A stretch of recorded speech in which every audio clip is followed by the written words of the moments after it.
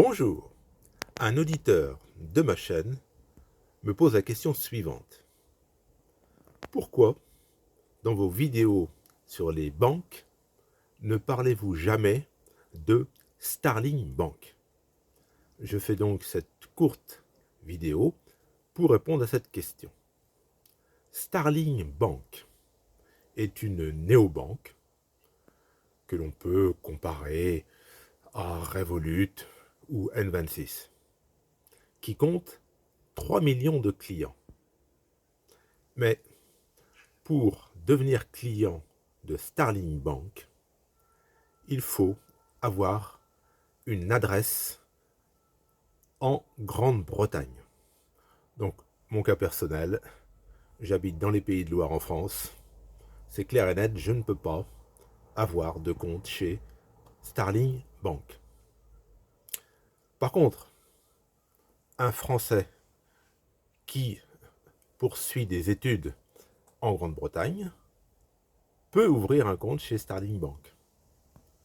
De la même manière, un Français qui a créé une entreprise et si cette entreprise est domiciliée en Grande-Bretagne, il pourra, ce Français, ouvrir un compte professionnel chez Starling Bank.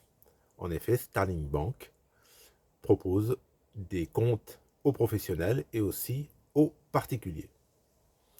Alors, pour être précis, il faut savoir que dans les années 2021-2022, il était question que Starling Bank s'ouvre à la clientèle résidente en Union européenne et notamment en France.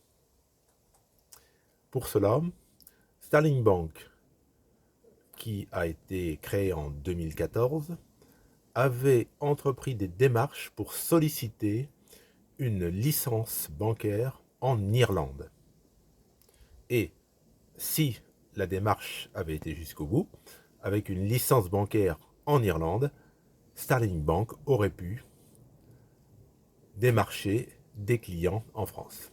Mais finalement, Starling Bank a renoncé et cette demande de licence en Irlande, eh bien, ça s'est stoppé en 2022. Donc voilà, en résumé, pas de compte pour un Français habitant en France chez Starling Bank. Il y a Revolut, bien sûr. Revolut, qui est à l'origine une néobanque britannique.